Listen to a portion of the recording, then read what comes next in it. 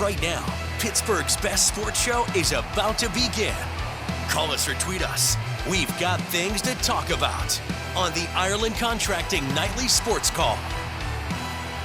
Good evening, everyone. Welcome inside the Fan Cave. Bob Pompeani here with you at 412-575-2600. We're always talking sports, and tonight we have a whole bunch of stuff to talk about regarding the Pittsburgh Pirates as they beat the trade deadline. I'm here. Andrew Fillipponi is there, which is 93.7 The Fan. And Andrew, a big win, and they needed something to inject some life into this team after they lost 3 of 4. And I think what Ben Cherington did certainly affected, I think, their probably mental state going into this, knowing that they had a make over in their bullpen that is pretty thorough when you think about it. I really thought Luke Weaver was not going to come here as this day progressed, but he did. And he not only was here, so was Lake Bacher, who's a pretty good pitcher. So is Kirby Yates, who's a pretty good pitcher. All of a sudden, it's a crowded bullpen, and you add what they did with Camilo Doval in there. It's pretty amazing what they've done in just a couple of days.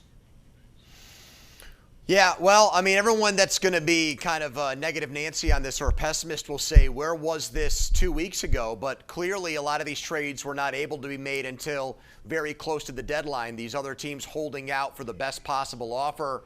And eventually they had to dump these guys to get something for them. And the Pirates stepped up, I think, big time. But this guy's got really good numbers with the Marlins. And he's cheap and he's affordable, which they got to love for many years to come. So I think Ben Cherington fixed his, at least on paper, he fixed his biggest problem, the biggest hole on this team. Yes, their starting pitching needs to get better. Paul Skeens has got to pitch better. All of those things are true, but for months we've been complaining about this bullpen, and he stepped up and he delivered on deadline day, Bob. He certainly did, and now when you look at it, all of a sudden it allows Carmen Majinski to go in for Mitch Keller, whose season is now over after yesterday's outing. He's done for the year, so it will be Majinski. And quite frankly, they don't need him anymore in the bullpen. When you have Ramirez and Dotel, possibly as long relief kind of guys, and then you put what they put in there with Bacher and Yates. Soto was good tonight. I thought he was very good, especially getting out of that inning in the 8th inning. Or the 7th inning, whatever it was. You put Doval, Montgomery, and boy, Montgomery looks like a closer too. All of a sudden, it is a much different looking bullpen. You saw some of the highlights there. A big hit tonight by Spencer Horwitz, who is back for the second game since he returned, and he cleared the bases. That was big at the time, and they had to fight off some opportunities for the Brewers. So they get a big win, and they're now 3 games out of the wild card, the 3rd. But I thought it was interesting, Andrew, that Miami, a team that is still ahead of the Pirates, in fact, they're 2 games better than the Pirates in the wild card race. They went sell mode today. So did the Washington Nationals yesterday with Garcia. All of a sudden, these teams, and the Cardinals, same thing. All of a sudden, those 3 teams which were lumped in there are now thinking the other way, which may open the door for the Pirates to get in here as long as they continue to win. Yeah. Now, they got to win series. You can't lose 4 series in a row like they just did. In Philadelphia, they made 2 moves with Arise and Raley. The Padres added 2 pitchers in Casey Mize and Robbie Ray, who's won a Cy Young Award. So those 2 teams did, I think, elevate and enhance their chances. One team that didn't was Arizona. Arizona's in a playoff spot right now where they were going into action tonight. And the only move they made was for Lars Nootbaar, who's really a 4th outfielder. I mean, I don't even think he's a Jake Mangum type. He's probably at this point in his career closer to Billy Cook. And that's what Arizona got. That's it. I mean, they did almost nothing, virtually nothing. They were looking for pitching help. They didn't get any. So that's another team you're trying to catch here to get in. And they got to be very disappointed, that team, that they're trying to get back to the playoffs, and the GM really didn't give them much help. So, Bob, it is interesting when you think about it. The Pirates went into tonight's game at the deadline with a losing record, and they were a buyer. If I would have told you before the season started they'd be under 500 on deadline day, I would have said to you, oh, they're probably going to sell. I highly doubt they're actually going to be an aggressive, urgent buyer, and they still were. So I have to give them credit, because I thought after the events and results in Cincinnati, they would have a much more kind of blasé, very conservative trade deadline, and they did the exact opposite today. That's exactly right. Give Ben Cherington credit. We'll see how it all works out, but it gives them a little jolt, and they needed one after losing 4 series in the row. One other thing I want to point out, if you'd like to talk about the Steelers, one item that came up today is that it looks like Aaron Rodgers is going to play in 2 preseason games at home, up to 40 snaps. What do you think about that? Because I did not see that coming. It was reported by Silver in The Athletic, and all of a sudden, now he's in play, and that limits snaps for everybody else. We'll get into that and more. Call us 412-575-2600. That is the number to get you in right here. The Ireland Contracting Nightly Sports Call returns right after this on KDKA+.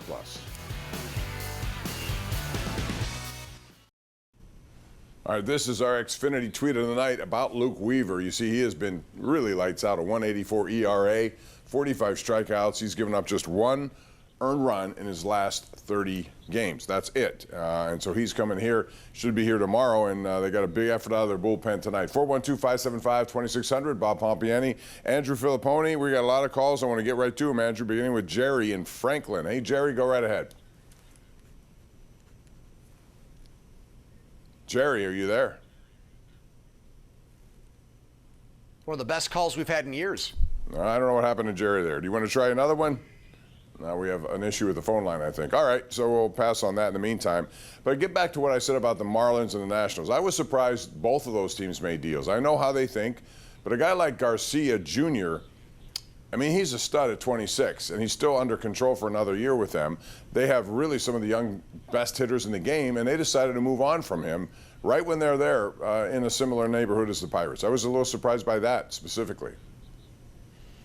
Well, I think the Nationals believe in the buy and the sell high mindset, with but when does it Garcia end? And Foster.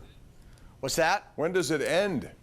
They do that with a lot of players, and then you just keep spinning their wheels. Well, look, they've won a World Series in the last 10 years. I don't think they thought they would compete this season. They probably could not make the playoffs with how bad their pitching is. I mean, they've blown almost double the saves as the Pirates, which is hard to comprehend. That somebody's bullpen was actually that much worse than the Pirates' bullpen going into tonight before the Pirates made all these trades.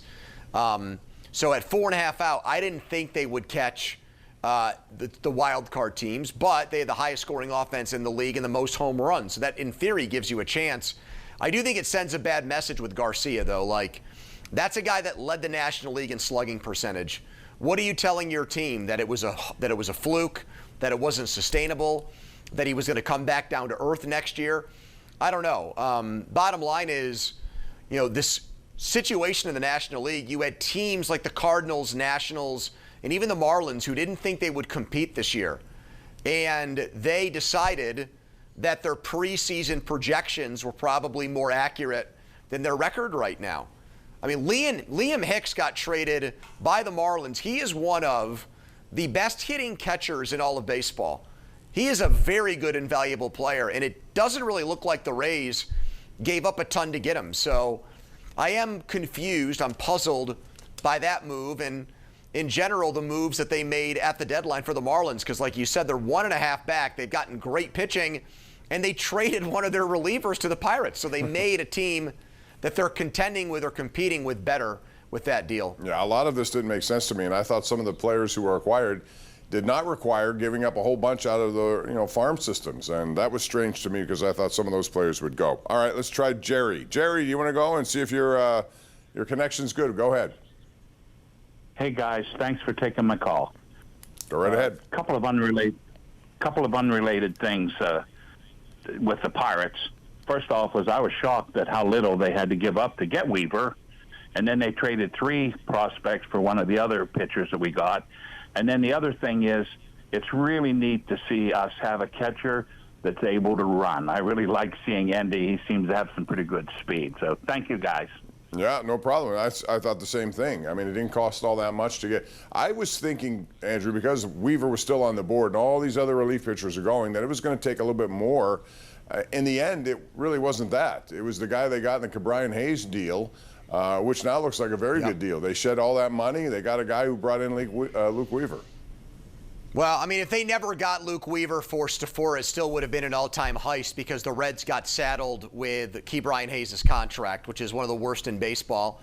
And outside of the home run he hit off of Mitch Keller yesterday, the guy has no power whatsoever. He hits ground balls like crazy and has one of the lowest batting average and slugging percentages in all of baseball. So that was a brilliant move by Cherington, made to look even better by the fact that he flipped this guy for Luke Weaver today. And additionally, the Mets are eating so much of the money, which is just surprising to me that the Mets, given the fact that they're going to try to win again next year because that's just their owner's mentality, that they would give away a guy that probably would have projected as their eighth inning guy next season. And they don't really care about the money. Obviously they don't, because they're willing to pitch in part of the salary to get the prospect they wanted from the Pirates. So we talked to somebody from New York today. He could not believe that the Mets traded Weaver for as little as they did, and were also so badly interested in Sammy Stafura, wanted him so importantly, I guess, that they were willing to pick up half of Weaver's salary for next year. So just a tremendous trade by the Pirates. Bob, I don't know, though, if he's going to be the closer. The more I think about this, he wasn't closing games in New York, and Montgomery is just so dominant right now. He gave up 3 hits the entire month of July, and he's got the power with the big arm with 102 like an Aroldis Chapman to get the job done in the 9th inning. So it'll be curious to see how Weaver gets deployed by the Pirates moving forward. Yeah, he can do all of it, and so can Montgomery. They can mix and match as they choose. Soto becomes more of a 7th inning guy, which I think probably helps him.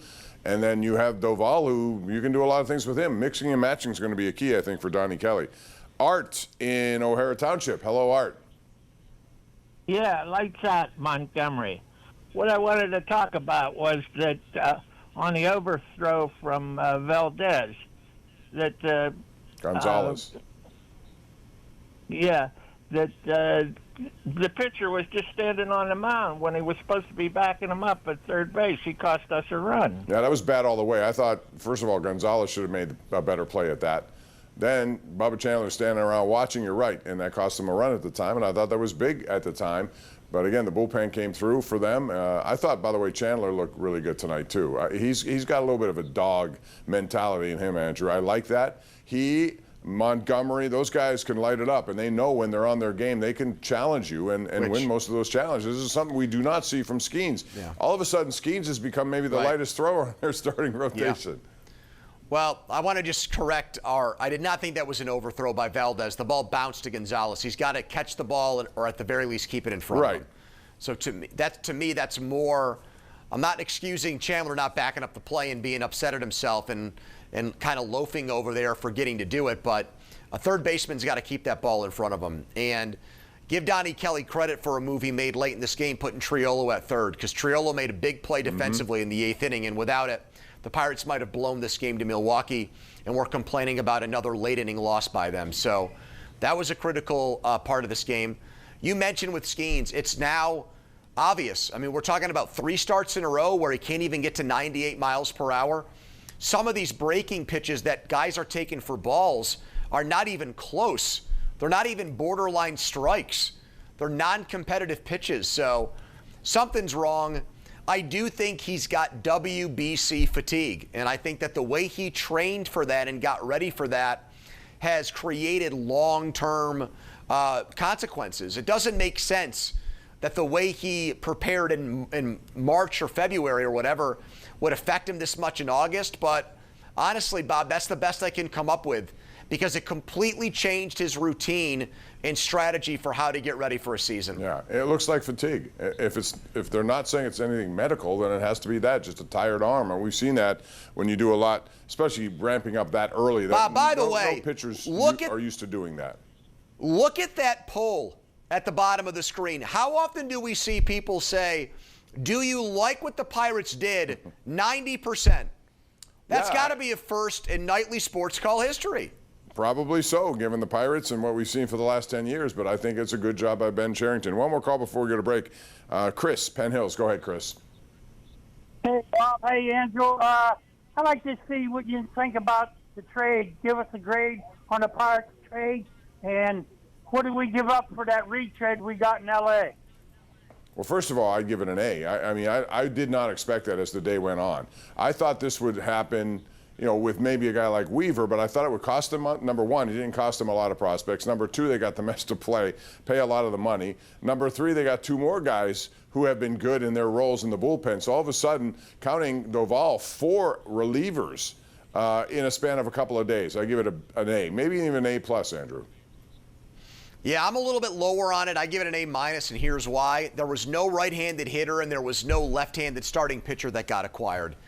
And I still think that there was a need for both guys, especially with Keller going down. Now you put Mlodzinski in, that's fine. That's an upgrade probably. But you've got no depth in your rotation now if somebody else were to get hurt. And there were guys like Tyrone Taylor, Joe Adell, Taylor Ward. So many of these guys that crush right-handed pitching, or left-handed pitching, were acquired and not for much today. And I thought that was a missed opportunity by the Pirates, Bob. They should have picked up one of those guys and DFA'd Marcell Ozuna. I agree with that, and I also think Robbie Ray would have been a good addition. He's having a heck of a year, too. He's been almost unhittable. In fact, if I'm not mistaken, he's the only guy who beat the Padres now that he's a member of the Padres. So it's very interesting how that goes. We're going to take a break, come back with more right here on the Ireland Contracting Nightly Sports Call.